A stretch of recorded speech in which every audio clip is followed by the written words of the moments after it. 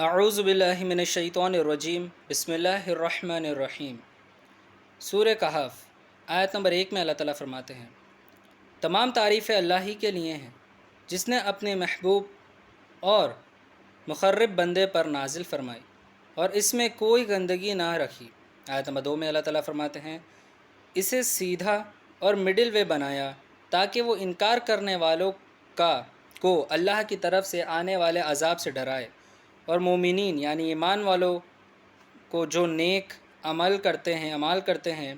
ان کو خوشخبری سنائے کہ ان کے لیے بہتر اجر جنت ہے۔ آیت نمبر 3 میں اللہ تعالیٰ فرماتے ہیں، جس میں وہ ہمیشہ رہیں گے۔ آیت نمبر 4 میں اللہ تعالیٰ فرماتے ہیں، اور ان لوگوں کو ڈرائیں جو کہتے ہیں کہ اللہ نے اپنے لیے بیٹا بنا رکھا ہے۔ آیت نمبر 5 میں اللہ تعالیٰ فرماتے ہیں، نہ اس کا کوئی علم انہیں ہے اور نہ ان کے باپ دادا کو تھا۔ یہ کتنی بڑی بات ہے الزام لگانا اللہ پہ جو ان کے منہ سے نکل رہی ہے،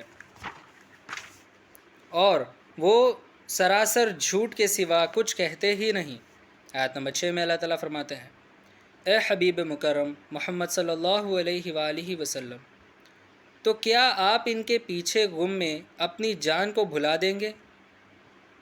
کیا آپ ان کے پیچھے غم میں اپنی جان کو بھلا دیں گے اگر وہ اللہ کے کلام پہ ایمان نہ لائیں؟ آیت نمبر 7 میں اللہ تعالیٰ فرماتے ہیں، اور بے شک ہم نے ان تمام چیزوں کو جو زمین پر ہے، یعنی اللہ تعالیٰ نے ان تمام چیزوں کو جو زمین پر ہے خوبصورتی کے لیے بنایا تاکہ ہم ان لوگوں کو جو زمین کے رہنے والے ہیں آزمائیں، تاکہ اللہ تعالیٰ آزمائیں ان لوگوں کو جو زمین میں رہنے والے ہیں کہ ان میں سے کون بہتر عمل کرتا ہے۔ آیت نمبر 8 میں اللہ تعالیٰ فرماتے ہیں، اور بے شک اللہ ان تمام چیزوں کو جو ان زمین میں ہیں ان سب کو برباد کر کے پوری بنجر میدان کے جیسا بنا دے گا۔ آیت نمبر 9 میں اللہ تعالیٰ فرماتے ہیں، کیا آپ نے یہ خیال کیا ہے کہ گھر اور لوہے گھر یا وادیاں رقم یعنی پہاڑ والے ہماری قدرت کی نشانیوں میں سے کتنی عجیب نشانی والے تھے؟ آیت نمبر 10 میں اللہ تعالیٰ فرماتے ہیں، وہ وقت یاد کیجئے جب چند نوجوان گھر میں آ کے پناہ لیے تو انہوں نے کہا، اے ہمارے رب، ہمیں اپنی بارگاہ سے رحمت عطا فرما اور ہمارے کام کے راستے میں اسباب پیدا کر۔ آیت نمبر 11 میں اللہ تعالیٰ فرماتے ہیں، بس اللہ نے اس غار میں گنتی کے چند سال ان کے کانوں پر تھپکی دے کر انہیں سلا دیا۔ آیت نمبر 12 میں اللہ تعالیٰ فرماتے ہیں، پھر اللہ نے انہیں اٹھا دیا کہ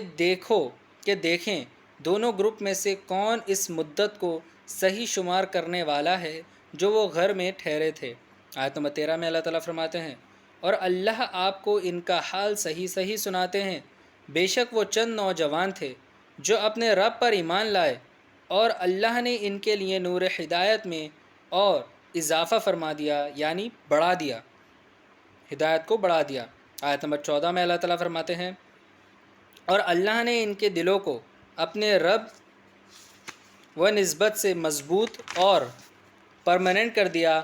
جب وہ اپنے بادشاہ کے سامنے کھڑے ہوئے تو کہنے لگے، ہمارا رب تو آسمان اور زمین کا رب ہے،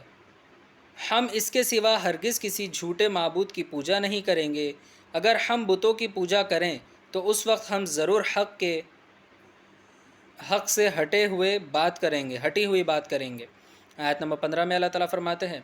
یہ ہماری قوم کے لوگ ہیں جنہوں نے اس کے سوا کوئی معبود بنا لیا ہے، تو ان کے معبود ہونے پر کوئی پروف کیوں نہیں لاتے؟ سو اس سے بدتر ظالم کون ہوگا جو اللہ پہ جھوٹ باندھتا ہے۔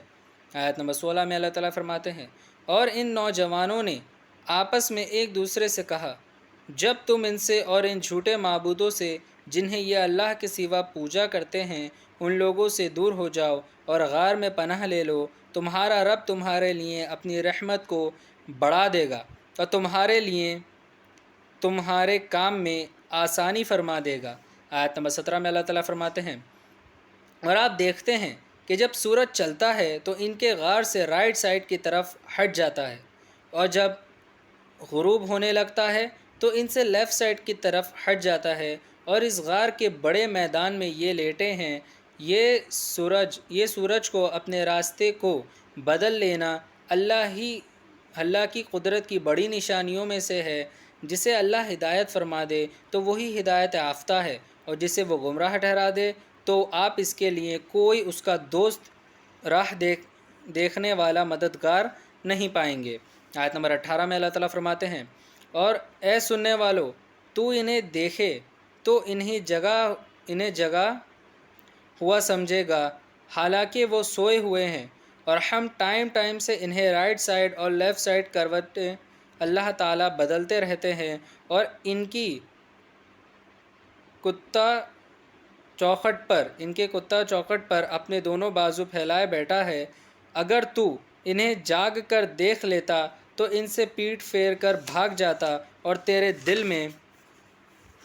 دہشت بیٹھ جاتی۔ آیت نمبر 19 میں اللہ تعالیٰ فرماتے ہیں، اور اسی طرح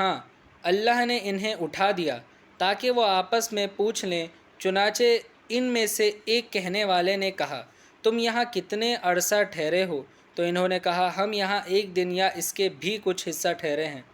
بالآخر کہنے لگے، تمہارا رب ہی بہتر جانتا ہے کہ تم یہاں کتنے ٹائم ٹھہرے ہو، سو تم اپنے میں سے کسی ایک کو اپنا یہ کوئن دے کر شہر کی طرف بھیجو، پھر وہ دیکھے کہ کون سا کھانا زیادہ حلال اور پاکیزہ ہے،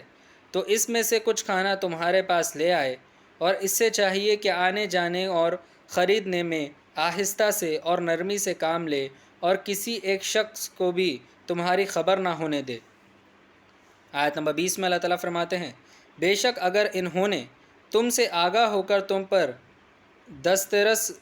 پاڑی تو تمہیں سنسار کر ڈالے، یا تمہیں جبراً اپنے مذہب میں پلٹا لیں گے، اور ایسا ہو گیا تو تمہیں ہرگز کبھی بھی بھلائی